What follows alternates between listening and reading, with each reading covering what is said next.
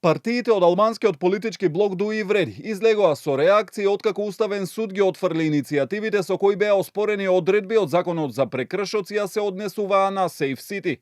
Од Дуи обвинуваа дека судиите од немнозинските заедници биле надгласани, а побара и оставка од председателот на Уставен Дарко Костадиновски. Реагираат и од владиниот коалициски партнер Вреди, чии пратеници пак во јануари ги поддржаа законските измени. Пред се како луѓе, а после како партија, не можеме да избегаме од впечатокот дека овој состав на Уставниот суд повеќе наликува на југословенска политичка елита отколку на највисока судска инстанца. Влен беше јасен и останува непоколеблив на ставот дека кога државата го известува, предупредува или санкционира граѓанинот преку свој систем, таа има обврска тоа да го стори и на албански јазик. Стои во партиското соопштение.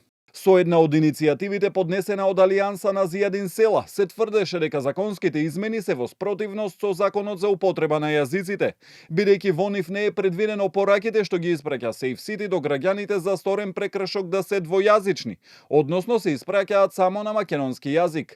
Но со мнозинство гласови, уставните суди ги отфрлија иницијативите, со образложение дека судот не е надлежен за примена на законите. Во разговор за Канал 5, председателот на Уставен Костадиновски не сакаше да ги коментира партиските реакции, со оглед на тоа што и претходно укажувал, како што рече, на партиските манипулации околу законот за употреба на јазиците.